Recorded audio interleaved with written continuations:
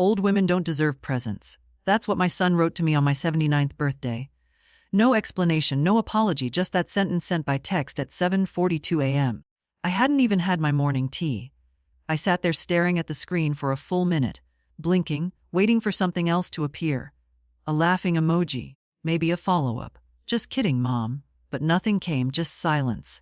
And in that silence I felt something snap, not loudly but cleanly, like thread pulled too tight. That morning, I'd gotten up early. I always do. Not because I like it, but because after a certain age, your body becomes its own alarm clock. I'd brushed my silver hair, put on the soft blue cardigan Clara once said brought out my eyes, and brewed tea in the chipped porcelain pot James had bought me on our 15th anniversary. The card from the retirement club was already on the counter. A small bouquet of supermarket flowers left at the door by the neighbor's boy sat in a jelly jar. I didn't expect a party. I didn't expect cake. But I had hoped for a call or a visit. Instead, I got that. I read it again just to be sure. Old women don't deserve presents. I wanted to believe it was a mistake. Maybe he'd meant to send it to someone else. Maybe his phone had auto-corrected a different thought into cruelty. But the more I stared at those 6 words, the more I realized, no, it was deliberate. It was blunt. And it was exactly the kind of thing Eric would say now. The boy I raised with second-hand books and tuna casseroles. The boy who used to bring me dandelions and sticky fists. He had vanished long ago. In his place was a man who visited twice a year, if that, who let his wife make all the rules, including when and if I was allowed to see my granddaughter. I tried to breathe through it, not cry. Crying felt too dramatic, too theatrical. I'd long since trained myself out of displays like that. So instead, I did what I always do. I stood up, I poured another cup of tea, and I sat at the kitchen table staring at the yellowing wallpaper, letting the silence ring. The silence after that text said more than the words themselves. There was no follow-up. No. Are you okay? No. Did you get the flowers I sent? Because there were none. Not even a call. By 10:00, I stopped pretending he'd call. I made myself a piece of toast I couldn't finish and set the rest aside. The clock ticked louder in an empty house. I opened the drawer by the fridge where I kept old notes, receipts. A pair of James's reading glasses I couldn't bring myself to throw away. Underneath them was the envelope I'd sealed 6 months ago. My will. I'd updated it after a hospital scare that turned out to be nothing, but I hadn't made any drastic changes then. Today I would. Not out of revenge, but because I finally saw things clearly. My son no longer saw me as a person. To him I was a relic, a burden, an afterthought. And I would no longer leave my name and my home to someone who couldn't be bothered to speak it kindly. I took the will out of the envelope and placed it flat on the table. I ran my fingers over the ink. Eric Matthews, sole beneficiary, my son, my only child. I'd given him everything once. Every birthday cake, every dentist bill, every sleepless night. But now on my own birthday, I had been given back only this. Old women don't deserve presents. And in that moment, I finally understood. He didn't deserve mine. There's a drawer in my bedroom I used to call the emergency drawer. Not because it held flashlights or batteries, though it had those too, but because it contained all the little just-in-case things I never wanted to think about. A copy of my will, the deed to the house, bank statements, James's death certificate creased from too many hands and too much time. That afternoon, I sat on the edge of the bed with the drawer pulled open. Papers spread out around me like a story I had tried to write in silence. Each page told part of it. A deposit slip from the year Eric lost his job. A check stub from when he needed help with a down payment. Letters from banks I'd co-signed with him on, though I hadn't seen a single repayment since. There were scribbled notes in my own handwriting, reminders to talk to Eric about money, about visits, about weekends with Emily. Notes I never followed up on because there was always a reason to wait. The truth is, I thought I was buying his love. I never would have admitted it. But deep down, I believed that if I kept giving, one day he would look at me again like he used to, like someone who mattered. But generosity doesn't buy respect. It just teaches people where your soft spots are. The folder with Emily's name on it was thinner, but it was there. Little things. A contribution to her ballet recital when she was 10, a set of books I'd ordered and had shipped to her school. The only child who still hugged me tightly. Who whispered, "I missed you." Every time she saw me, the only one who didn't look at me like I was something inconvenient. I placed the two folders side by side on the bed. Eric had always assumed everything I had would be his. I'd never said otherwise. But looking at those pages now, the quiet imbalance of them, I realized that what he truly wanted wasn't my life. It was just the inheritance of it. The things, the money, the house. The way he never once asked if I needed help with the roof, but always remembered to call when taxes were due. That message this morning was a cruelty. But it was also a gift. It gave me permission to stop pretending. I called my attorney just before 4 p.m. "Mrs. Matthews." He answered, "Happy birthday." The words hit me in a strange place, soft and sore. "Thank you, Jeremy," I said quietly. "I need to make changes to my will as soon as possible." "Of course. Is there anything urgent I should know before we meet?" "I'm removing my son as beneficiary." A pause on the line, then a soft professional. "Understood.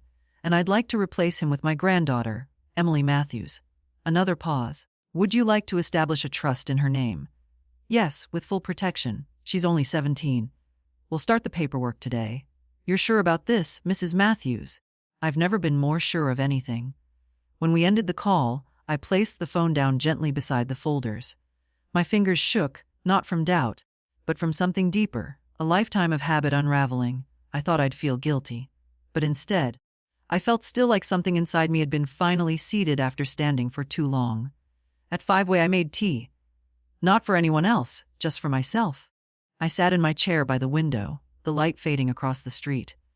And I thought about every birthday I'd spent baking cakes for others, wrapping presents, writing cards. This time I had gotten 6 words, a cruel sentence, but I'd finally written the next one myself. Not revenge, not a warning, a rewrite. I hadn't been to the bank in person in over a year. Most things were done over the phone now or online. But this time, I wanted to sit face to face with someone. I wanted to hear the sound of my own voice when I said what needed to be said. The morning air was cool as I stepped outside. The streets were quiet, still damp from last night's rain. I wore my beige coat and the sensible shoes Emily once said made me look like someone who always knows where she's going. I hoped she was right. The branch manager, Mrs. Carson, greeted me by name. She always did. A woman about my age with clipped gray hair and bracelets that clinked faintly when she typed. "Mrs. Matthews," she smiled. "It's been a while. Everything okay? I need to cancel all scheduled transfers and payments associated with my son, Eric Matthews. Effective immediately." She blinked once, then nodded, "Of course. Would you like to sit down and review them together?" We sat in her glass-walled office, and she pulled up the account on her screen. There are currently 12 recurring payments tied to his household or name. "Would you like to see the list?" "Yes." She turned the monitor slightly toward me. Mortgage assistance, utility bills, car insurance, a student loan payment, which I now remembered was his wife's niece, not even someone I knew personally. My eyes scanned the numbers. Hundreds, thousands over the course of months. Quiet withdrawals I'd signed off on just for now. "I want them all stopped," I said. "No exceptions. If there are penalties, I'll accept them." Mrs. Carson nodded slowly, respectfully. "Understood. I'll flag them for cancellation. You'll need to sign off." Of course, she printed the forms and slid them toward me. The pen felt heavier than usual, though my hand didn't tremble. "Are you sure you don't want to leave 1 or 2 of these in place? Perhaps the tuition one?" "No." My voice was steady. "If Eric wants to support other people, he can find his own way to do it." She didn't respond, just nodded and handed me the next sheet. "And the power of attorney you granted to Mr. Matthews last year. Shall we revoke that as well?" I had forgotten about that. At the time, it had seemed practical. "Just in case something happens," Eric had said, "so I can help manage things." "Yes, revoke it." Mrs. Carson made a note and added another form. As I signed each page, I felt the air in the room change. It wasn't cold. It was light, as if something had shifted, as if all those tiny invisible threads pulling at me had finally snapped and drifted away.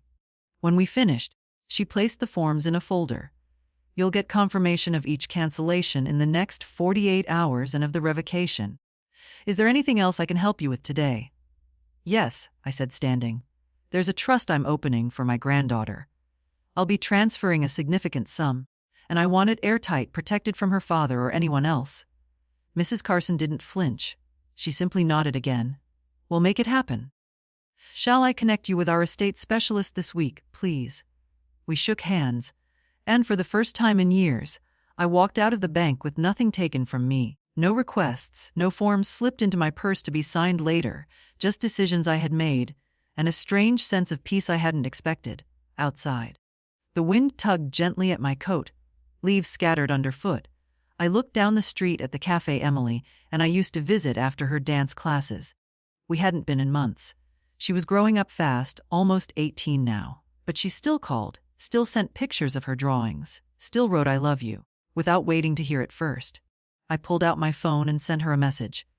"Thinking of you today. Let's have tea soon, my treat." Then I walked home, not lighter exactly but steadier. I had not lost a son. I had simply stopped pretending I still had one. The lawyer's office smelled like old books and floor polish. A scent I remembered from the first time James and I walked through these doors, hand in hand, young and exhausted after buying our first home. That was 48 years ago. The building hadn't changed much since. The paint was new, but the bones were the same. Mr. Aldridge had taken over the practice after old Mr. Colby passed, but he knew our family. He'd handled James's estate when he died, and the first version of my will back when Eric was still kind and calling me Mama. "Mrs. Matthews," he said warmly, standing as I entered. "It's good to see you. And you, Peter?" I smiled gently, though I wish it were under different circumstances. He gestured to the chair across from his desk. "I understand from your call that you'd like to amend your will." "Yes," I said, taking my seat. "I'd like to remove my son as beneficiary entirely and establish a living trust in my granddaughter's name." He didn't look surprised. Maybe I wasn't the first woman of my generation to make such a request. "I'll need to ask a few questions to make it official." "You're of sound mind and under no duress." "I'm clearer than I've been in years." He nodded and began typing. "Do you wish to exclude your son completely or leave a token sum?" "Completely," I said without hesitation. "And I want the language to be airtight. I know he'll contest it, or his wife will." Peter pursed his lips. "We can include a no contest clause. If he tries, he forfeits any possible share." "Good. And the trust for your granddaughter. Would you like her to have access immediately or when she comes of age?" "She's nearly 18, but I want the principal protected until she's 25. She can receive small disbursements before then, education, housing, medical, and so on, but nothing lavish." Peter smiled faintly. "You've thought this through." "I've had years," I replied. "I just never let myself face it." He pulled up a few template documents and began making notes. "What's her full name?" "Emily Grace Matthews, trustee. I'd like to serve as the trustee until I'm no longer able." After that I paused. "Is it possible for the bank to manage it?" "Certainly. We can assign a fiduciary entity, and I'd like to include a letter for her. Not legal, just personal." "Can that be kept with the documents?" "Of course." He printed a few draft forms, and I reviewed them carefully. The ink, the language, the clarity, all of it made the change feel real. For years, I had felt like a ghost hovering at the edges of my own family. Now here I was speaking plainly, putting names to actions, choosing the one person who still made me feel seen. Peter looked up from the keyboard. "You know," he said, "I've had this same conversation with more than a few clients lately." "Oh," he nodded. "Older women, often mothers or grandmothers, quiet for decades. Then one day something happens, and they walk in with a stack of papers and a very steady voice." I smiled without humor. "There comes a time when being polite stops feeling noble and starts feeling foolish." He finished typing, stapled a few forms, and stood. "I'll have the final versions ready by Friday. We'll need 2 witnesses when you sign. I can arrange them here." "I'll be here." I stood, shook his hand, and left with a copy of the drafts in my purse. Back on the sidewalk I paused. The world looked the same. Cars passing, people walking. The sky hung in pale October gray. But inside me something was shifting. Not anger, not sadness either. A quiet solidness like a floor I'd forgotten I had beneath me. That night I sat at the dining room table and began to write the letter for Emily. Not a long one, just a few pages. Something she could hold one day and know I saw her. I trusted her, and when the time came she would not be alone. Emily showed up just after 4 the next afternoon. No warning, no fuss. She'd always had a quiet way of arriving, like rain before it starts. I was in the kitchen finishing a batch of oatmeal cookies I'd made, mostly out of habit. I heard the screen door creak, Then her voice, soft and certain, "Grandma." I turned around, wiping my hands on a towel. "In here, sweetheart." She walked in, eyes scanning the kitchen like she was checking if anything had changed. She looked like her mother, same brown eyes, same serious mouth. But her hands moved like mine, careful, deliberate, always aware of what they touched. "I hope it's okay I dropped by," she said, hugging me. "You never have to ask." We stood like that for a moment, and I felt her breathe, and like being here still gave her some kind of comfort. When she pulled back, she looked at me with something close to concern. "Did something happen yesterday?" she asked. "Dad was in a mood when he got home. Said you'd count some things, then he wouldn't talk about it." I moved to the stove, poured tea into 2 cups. "I made a few changes," I said. "On my birthday, I received a message from your father, and it made things clear." She frowned, sitting at the table. "What kind of message?" I hesitated, then reached for the phone on the counter and handed it to her. She read the message and blinked slowly. Her lips parted, but no sound came out at first. He sent this to you." I nodded, her jaw clenched. "That's disgusting." I took my seat. It was painful, but necessary. Sometimes people show you who they've become, and all you can do is stop pretending. "I don't understand how he could talk to you like that," she said. "He's always been a little thoughtless."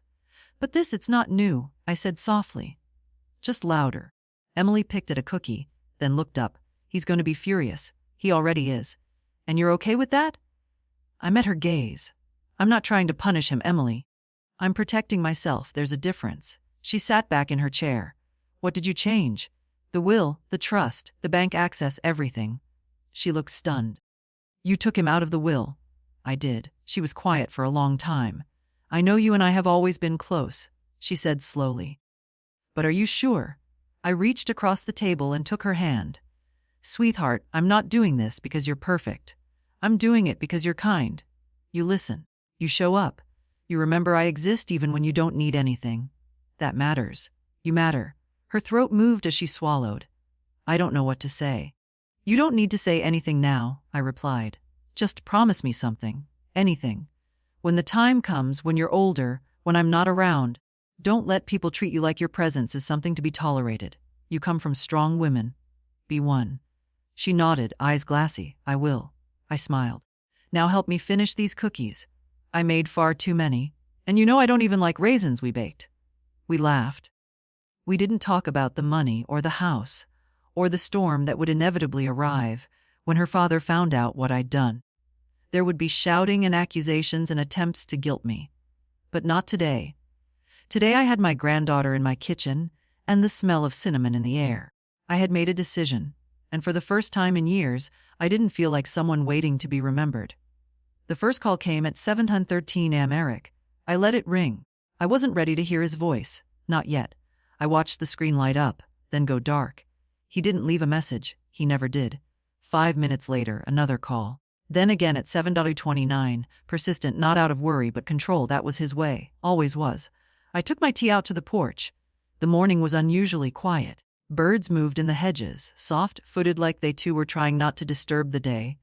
I cradled the warm mug in my hands and told myself, not today. Today, I would hold on to the silence a little longer. The phone rang again. I turned it face down. But by noon, the pressure started. It wasn't a phone call this time.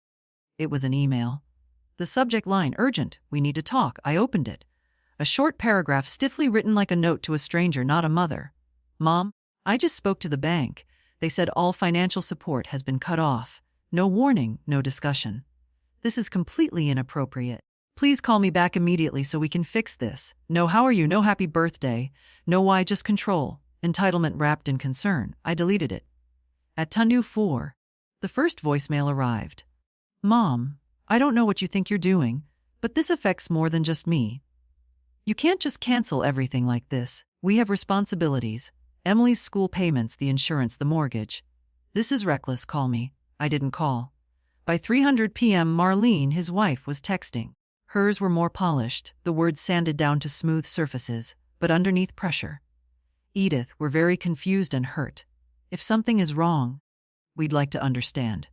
You've always been a generous part of this family, and we've counted on that stability. We're willing to forgive whatever this is, But we do need to speak soon. Forgive. That word stayed with me as if I'd committed the betrayal, as if silence and autonomy were sins. I stared at the message for a full minute, then closed the phone. It's funny how quickly people reveal their priorities when the money stops. Around 40:30, I got up and walked into the bedroom. I opened the closet and took out the box where I kept old photos, family trips, birthdays, blurry shots from the 90s where everyone looked sunlit and young. I sat on the bed and flipped through them slowly. There we were on the beach, Eric in the surf, James holding him up, both of them laughing. There we were again 20 years later in front of the fireplace at Christmas. Emily was 8, her front tooth missing, holding the scarf I'd knitted for her. Eric had one hand on her shoulder and the other in his pocket, already half a world away. Somewhere in between, we stopped being a family and started being something else. I could track it by the gifts. When Emily was small, he'd give me thoughtful things. Books he remembered I loved, a necklace, he said reminded him of me, but the last few years nothing, or worse, practical things. I never asked for emotion-activated trash can, a subscription to a magazine. I never read then this year 6 words, old women don't deserve presents. That's what all this was about, really, not the money, not the bill. But what was underneath the belief that I had no value unless I was giving something? He could call all he wanted, text, rage, plead, but I wouldn't go back. I'd made my choice. I got up, returned the photos to their box, and set it gently back on the shelf. At dinner, I made soup for one and sliced a piece of bread just how I liked it. No corners left soggy. Later I checked my phone. Another missed call. Another voicemail. I deleted it without listening. Some silences aren't empty. Some are earned. The house felt unusually still that night. Not quiet, but settled. Like a body that's finally stopped bracing for impact. I sat in the living room with the lamp on low. The clock ticking softly behind me. In my lap, a notebook lined, leather-bound. I hadn't written in it in years. Not really, just grocery lists and reminders. But tonight I opened it to a fresh page, and I started writing a letter. Not to Emily, not even to Eric, but to myself. Dear Sarah, this is what it feels like to stop begging to be treated kindly. This is what it feels like when silence is no longer submission, but choice. I wrote slowly, thoughtfully, each word like lifting a stone out of a river. I had never been dramatic, never been the sort to scream or throw plates. I'd swallowed too much for too long. But now I wanted a record, not of what was taken, but of what I had reclaimed. I wrote about the small things. How Eric hadn't called me on James' death anniversary in 5 years. How he rolled his eyes when I asked if Emily could stay the weekend. How his voice changed when he said my mother in front of people, like it was a category, not a name. I wrote about how I'd paid off his credit cards when he was 32 and ashamed to admit he'd mismanaged money. How I'd stayed silent when Marlene told me I was too involved in Emily's upbringing. How I gave and gave, not because I was noble, but because I was afraid he'd disappear completely if I didn't. And then he disappeared anyway. I wrote until my hand ached. Then I set the pen down and looked around the room. Everything in here had a history. The armchair James used to fall asleep in after dinner. The cabinet with the chipped corner Eric knocked into when he was 12. The curtains Emily helped me pick out when she was still small enough to fit in my lap. It was a museum of effort. My effort, my years, my life. And I wasn't going to leave it all to someone who looked at me and saw inconvenience. At 9:42 p.m., the doorbell rang. I didn't move at first, just sat there, listening to the sound echo through the hallway. A second chime followed, then silence.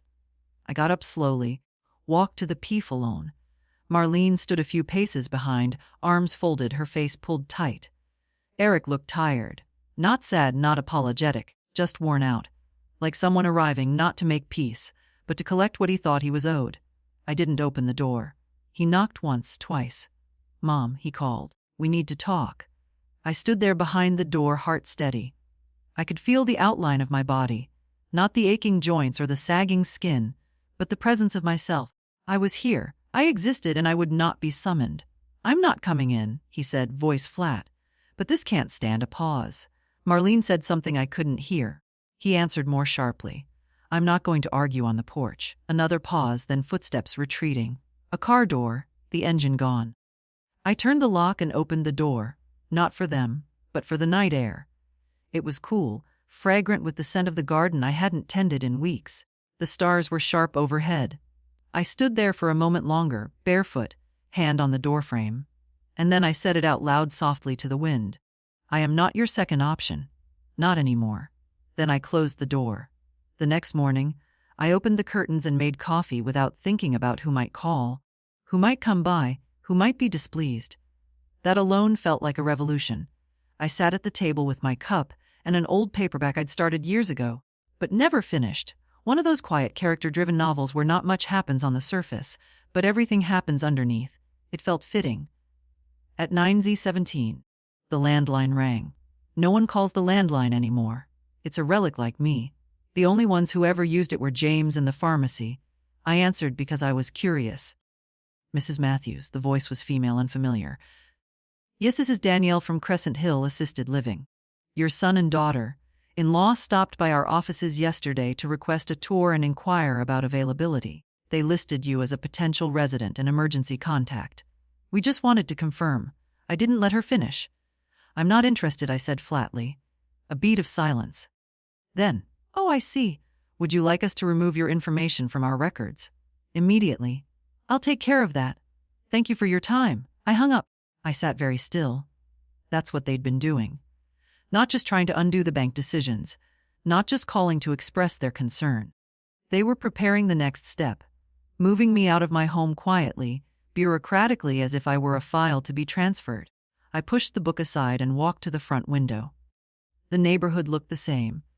Children biking past, someone walking a dog, Mrs. Luring tending her marolds. But something had shifted. I wasn't just disappointed in Eric anymore. I was done. James and I bought this house in 1975. It was a fixer-upper then. The kind of place everyone said was too much work. But we made it ours.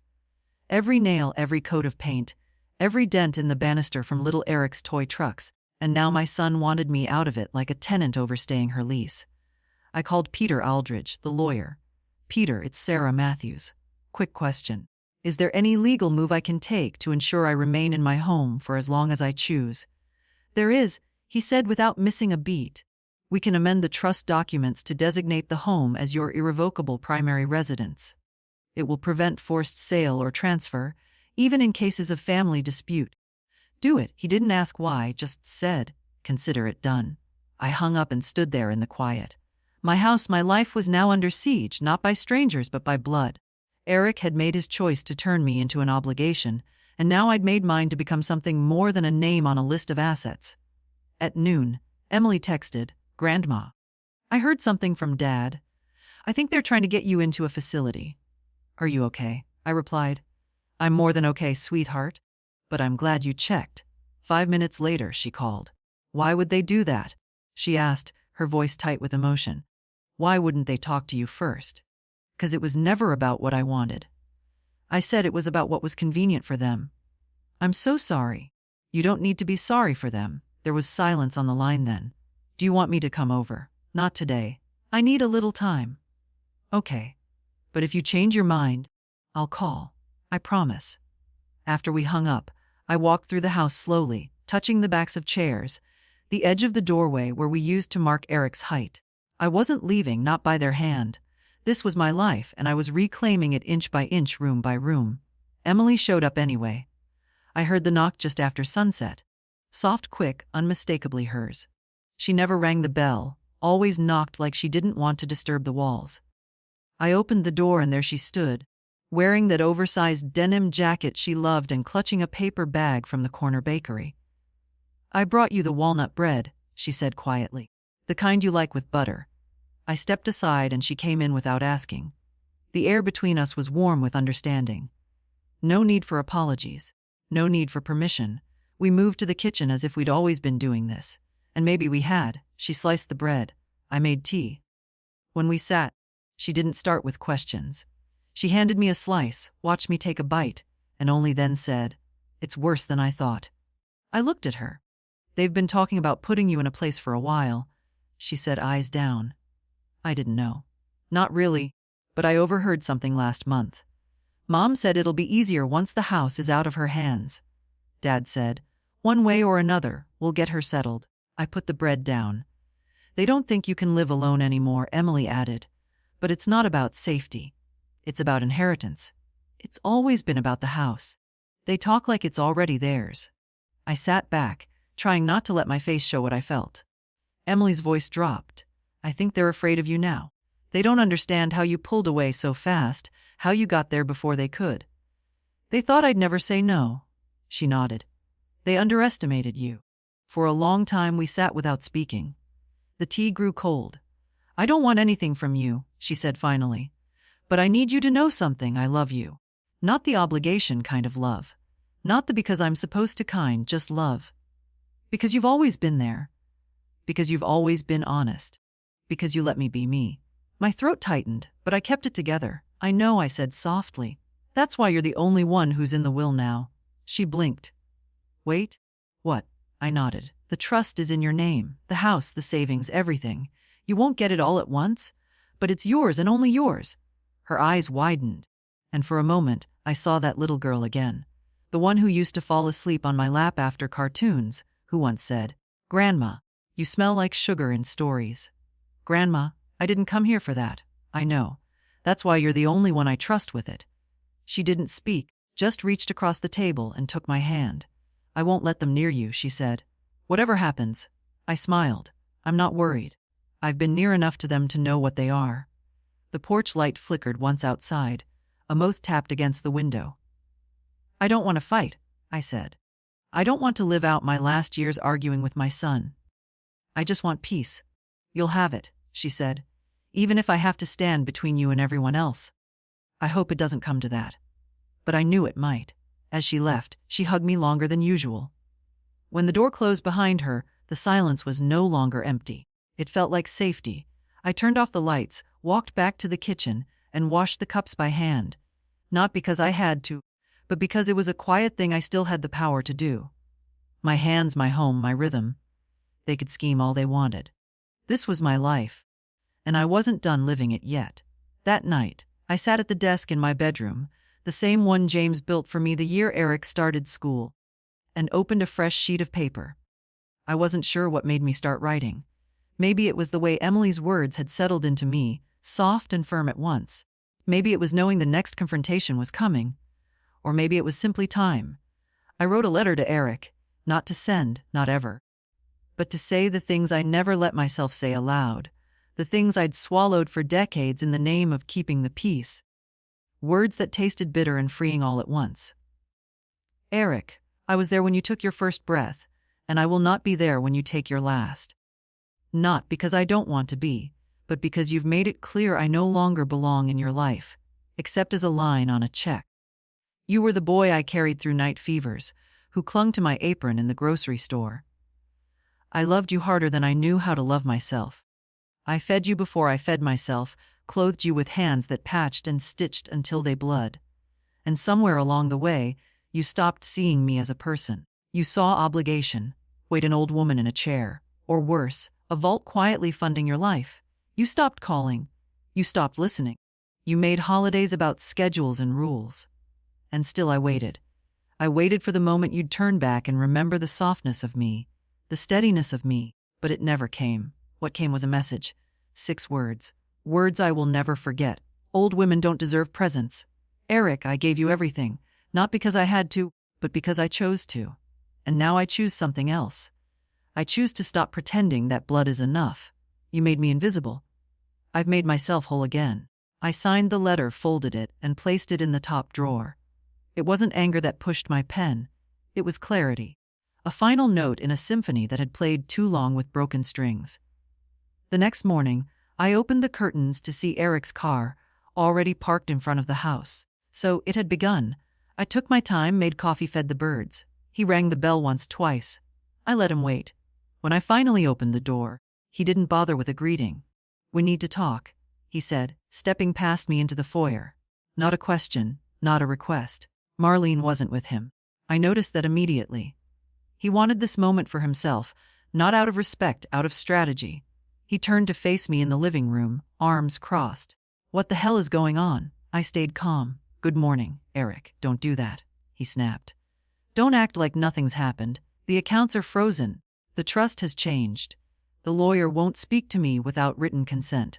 What are you doing? Taking my life back, I said simply. He stared at me, mouth open. Then he laughed, not kindly. You're being manipulated, he said. Emily's gotten into your head. No, I replied. But you tried for years. You don't understand what this means, he continued. Do you know how much we've put into your care? How much time? I raised a hand. Stop, he blinked. You don't put time into something you discard, I said. You don't claim sacrifice when you only ever gave out of convenience. His face changed, not softened, hardened. You're not thinking clearly, he said. This isn't rational. On the contrary, I said, this is the clearest I've been since your father died. He stepped closer. You're going to regret this when you're alone. When Emily goes off to college and you're sitting in this house by yourself. I'd rather be alone with dignity, I said, than surrounded by people who see me as a burden. He stood there breathing hard.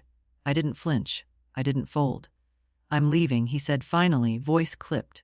You already did, I said quietly, and I closed the door behind him. After Eric left, the silence in the house felt different.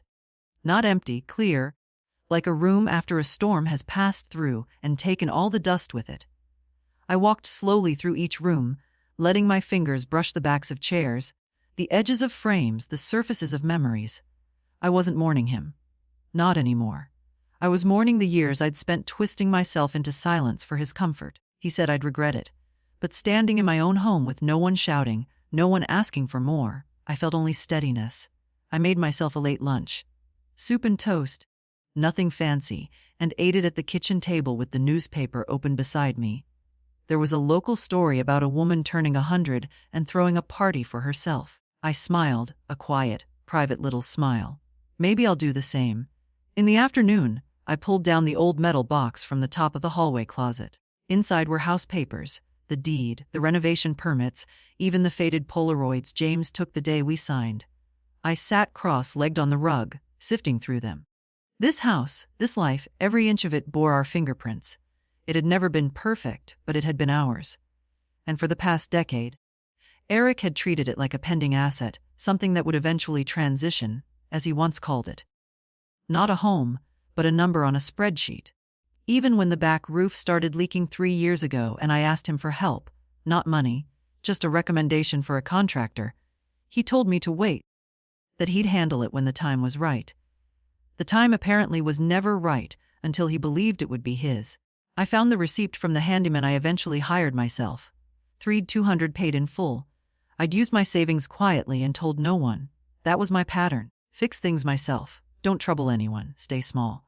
Not anymore. I tucked the documents into a fresh folder labeled House Legal. No transfer. Bold black letters. I was done pretending I owed this roof, these walls to anyone but myself. Later, I stepped outside and trimmed the lavender bush by the walkway. A young couple passed by with a stroller. I didn't know their names, but they always smiled. Today, the woman stopped. I hope you don't mind me saying, she said gently. But your granddaughter, the one with the long braid, she's lovely. I see her visit you sometimes. You're lucky. I smiled. I know I am. After she left, I sat on the porch and watched the light change. The house across the street caught the last of the gold. Warm, soft, fading into evening. And that's when I heard the car. Not Eric's this time. Smaller, quieter. Emily, she parked at the curb, climbed out slowly, and walked up the path with something wrapped in brown paper under her arm. I brought something, she said, handing it to me. I unwrapped it.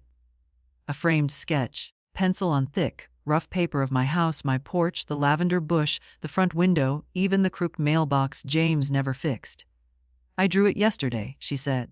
I wanted you to have it. I looked up at her, not trusting my voice for a moment. Thank you, I managed. I thought maybe it could go over the fireplace, she said. Or your bedroom wall. Just somewhere you can see it as a reminder. A reminder of what? She hesitated. That you chose yourself. I reached for her hand. You see me better than anyone. You made it easy. We went inside. She helped me hang the sketch above the mantel. When we stepped back, I saw what she had done. She hadn't drawn the house exactly as it was. She'd added light in the windows, warmth spilling out onto the steps, like something waiting for someone to come home. It looks alive, I whispered. It is, she said. That night, after she left, I sat in my armchair and looked at the drawing. Eric could keep his resentment, his calculations, his wounded pride. I had something better now, a home that was still mine, and someone who saw me not as old or finished or fading, but simply as Sarah. The next day began with another envelope. It came by certified mail, the kind you have to sign for. The courier didn't smile, didn't speak, just held out the clipboard, had me scribble something, and handed over a thick manila folder with my name typed across the front. I didn't have to open it to guess what it was, but I did anyway. Inside, a letterhead from Eric's lawyer. Need impersonal legal phrasing. Our client, Mr. Eric Matthews, expresses concern regarding recent changes to your estate planning. He wishes to initiate a dialogue concerning his exclusion from said estate and the circumstances surrounding the abrupt cancellation of financial obligations previously assumed by yourself. Then came the language of potential misunderstanding, preferred mediation, and steps to resolution. I laughed, not bitterly, not cry, just once softly, like someone who'd finally seen the end of a long, grim joke. Eric wasn't grieving a relationship. He was assembling a case. I folded the letter, tucked it back into the envelope, and placed it on top of the pile marked, "No action required." I wasn't going to be intimidated by stationery and veiled threats. Not now, not after everything. By noon, I was at my lawyer's office. Peter read the letter with one raised eyebrow. "Would you like me to respond?" he asked. "Not yet. Let him stew in it a while," Peter smiled. Not the smug kind, but the knowing kind. The kind that says, finally, someone's waking up. We spent the rest of the hour finalizing the home designation paperwork. The house was now legally protected. No one could sell it, seize it, or recommend I relocate without my full signed consent. I've also added a stipulation, Peter said as I signed the last form, that Emily be notified immediately should any attempt to override your wishes occur. "Good," I said. "She'll handle it better than I would." He looked at me for a moment. "Sarah," he said, folding the documents, "I've known you a long time, seen you be gracious more times than I can count, but I've never seen you this clear." "I spent years being polite," I said. "Turns out it just made me easier to ignore." I left the office lighter. On the way home, I stopped by the local market and picked up things only I liked. The tea James used to say smelled like potpourri, that strange jam I once bought on a whim. A little cake, just enough for one. When I got back, I placed the cake on my good china plate and sat on the porch. It wasn't my birthday. It wasn't any special occasion, but I was celebrating something. I didn't cry. I didn't replay the voicemail Eric had left late the night before. The one where his voice cracked and he said, "Mom, you're making this really hard." It had always been hard. He just hadn't noticed because I never let it show. At sunset, I brought the mail in. Bills, a coupon, and a card. No return address, just my name in a familiar looping hand. I opened it. Inside, a watercolor painting of a chair by a window. My window, my chair. Down in delicate, uncertain strokes. The note read, "Grandma, I wanted you to know you're the reason I applied to art school. You always saw the things no one else saw. Thank you for teaching me how to see myself. Love, Emily." I held the card to my chest and breathed. For all the years I thought I was invisible. Someone had been watching, learning, carrying me forward in brushstrokes and late-night hugs and quiet, fierce loyalty. Let Eric hire lawyers. Let them send letters. Let the noise come. I had already made the only decision that mattered, and I wasn't going back. 2 days passed before he came back. No warning, no appointment. Just the sound of tires crunching gravel and the sharp slam of a car door. I was in the garden kneeling by the hydrangeas, pruning back the dead stems for fall. I heard his footsteps before I saw him, the familiar rhythm of someone who never learned how to enter gently. "Mom," he said. I stood slowly, dusted my hands on my trousers. Eric. He didn't look like himself. Not the version I remembered, anyway. His shirt was wrinkled, his hair grayer than I'd noticed before, and yet he still carried himself like someone who expected the room, or in this case the garden, to bend around him. "We need to talk," he said. "I've already said everything I needed to." He glanced toward the porch, then back at me. "Can we at least sit?" I thought about saying no, but the part of me that once taught him how to hold a spoon, how to tie his shoes, still remembered, and remembered with tenderness even now. We sat on the bench near the roses, the same one where James used to read the paper on Sundays, where Emily once handed me a bouquet of weeds and called them wishing flowers. Eric leaned forward, elbows on knees. "I don't understand what's happening," he said. You've cut me out of everything. You won't return my calls. You've put Emily in charge of things she's too young to handle. She's not too young to treat people kindly. That's not fair, he snapped. You're punishing me. I'm protecting myself, his hands balled into fists. I've been there for you. When? I asked softly. He blinked. What do you mean? When have you been there for me, Eric? Not for the house. Not for the accounts? Not when you needed help. When were you there for me? He opened his mouth, closed it, looked away. I continued. Was it when you sent that message on my birthday? Was it when you tried to tour facilities behind my back? Was it when you let months go by without visiting unless you needed something signed? I was busy, he said. I was dying, I said, voice flat. He turned to me sharply. Not literally, I continued, but piece by piece, and you never noticed. We sat in silence. You were always strong, he said eventually. You never needed anything. No. I corrected. I never asked for anything. That's not the same, he swallowed hard. So what now? We're just done after everything. I didn't end this. I said, you did. I just finally accepted it. But I'm your son. That used to mean something, I said. And it still can, but not like this. He stared at the roses, at the dirt under my fingernails. He looked like he wanted to say more, to argue, to retreat. But for once, he didn't. He stood up. Emily's turning 18 next week. He said she wants you there. I know. She told me she won't talk to me. That's between you and her, I said. But if you want her to talk to you, start by apologizing to someone genuinely. Not because you're trying to get something, but because it's the right thing to do. He didn't respond. He walked back toward the car, then paused at the door. I never wanted it to be like this. Neither did I. And then he drove away. I stood there for a long time after he left, the garden shears still in my hand, the wind tugging softly at the edges of my sweater. I wasn't angry, not anymore. I wasn't hopeful either, but I was clear. I had spent most of my life trying to be soft enough for everyone else to lean on. Now, for the first time, I had become something else. Unmovable, rooted, like the house behind me, like the roses I'd planted long before Eric was born. Emily's 18th birthday arrived on a Saturday. The house was quiet that morning. No voices, no plans, no errands. Just the steady rhythm of the kettle and the soft creak of the floorboards as I moved through my morning. I'd wrapped her gift the night before. Not expensive, not grand, but chosen. A silver locket that had belonged to my mother with a note inside folded small to carry what matters, not what's expected. She'd invited me to her birthday dinner herself, called 3 times to make sure I'd come. It won't be big, she'd said. Just a few friends. I want you there. That afternoon I dressed with care, not out of vanity, but respect. A soft navy dress, my hair pinned up the way Emily liked it. I even wore perfume. The one James used to say made me smell like the inside of a warm book. When I arrived, Emily answered the door herself, barefoot, cheeks pink with excitement. You look beautiful, she said, pulling me in for a hug. And you look like someone the world better be ready for. She grinned and led me into the house. There were balloons, laughter, music I didn't recognize. A group of teenagers in the kitchen politely waving. Emily's friends, kind-faced, a little awkward around me, but sweet. I gave her the locket in the corner of the dining room while the others were busy slicing cake. She opened it slowly like it might break.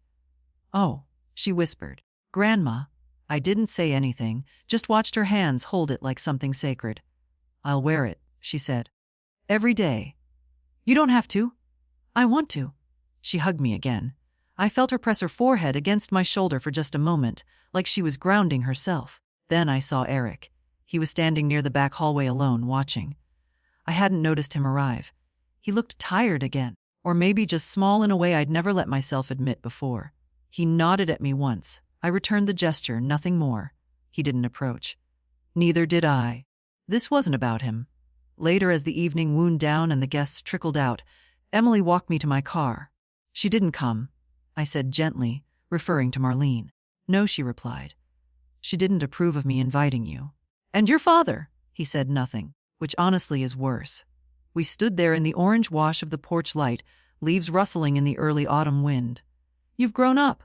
I said I had to. You didn't. You chose to. That's different.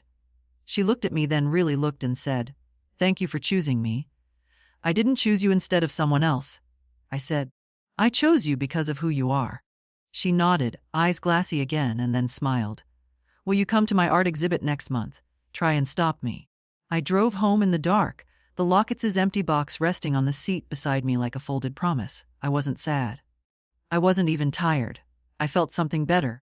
Useful. Not because of what I could give, but because of what I had kept. I hadn't let them rewrite me. I hadn't let their smallness shrink the borders of my love. And now that love, the honest kind, was moving forward in another set of hands. 3 weeks after Emily's birthday, I received a letter in the mail. Not from Eric. Not from Marlene, from a solicitor representing them both. Thinly veiled language again. Inquiries, clarifications, veiled suggestions of emotional distress and questionable influence, as if I were a confused old woman nudged off course by her granddaughter. But I wasn't confused, and I wasn't going to respond. I placed the letter in the drawer beside the others in the folder now marked attempts. No response, no energy, just documentation. That's all their efforts deserved. Now that afternoon, I went back to the garden. The first frost was close. The lavender was browning, and the last of the roses were beginning to droop. I trimmed them with care, whispering a quiet thanks under my breath for blooming, for staying, for reminding me that beauty doesn't need to be permanent to matter. At dusk, Emily came by. She had a thermos of cocoa and a blanket over her shoulder. I thought we could sit outside, she said. Just for a little while. We sat on the porch wrapped in wool and quiet. The stars were just beginning to show. I got in, she said suddenly. I turned to her. Art school, the one I was scared to apply to. I smiled. I never had a doubt. She looked down at her hands. It's across the country. I'll be far. You'll be right where you're meant to be. I'm scared. That just means you care. She was quiet a moment. Then will you be okay here? Alone. I took her hand. Alone isn't always lonely. I've lived long enough to know the difference. I don't want them to come after you again. They might try, I said, but it won't matter. I've set everything up. The trust, the deed, the protections. They can knock at the door, but I won't answer. Emily nodded, biting the edge of her lip like she was holding something in. I'm proud of you, I said. Not because you got in, but because you dared to ask for something bigger. She looked at me then, eyes full, not with tears, but with meaning. She didn't need to say anything else. I knew after she left, I stood in the doorway and watched the tail lights disappear. The house was quiet again still, and for the first time in years, I felt no trace of waiting. No one else needed to come. I moved through the rooms slowly, turning off lights. When I reached the bedroom, I paused by the dresser where the sketch Emily gave me hung above a candle. The house lit from within. Steady, safe. In the mirror, I caught my own reflection. Older, yes, softer in places, but not smaller, not less, just clear. I thought about James, about the way he used to say, let's make this place ours, even when the roof leaked and the heater failed and the garden refused to grow. And we did. We made something real. I had loved. I had given. And now I had chosen. Chosen to protect what I built. Chosen to be more than useful. Chosen finally to be enough. Not for them, for myself. Thank you for listening. If this story touched you, share it, leave a comment, or simply sit with it a while. We write these stories not just to be heard, but to remember that we are not alone.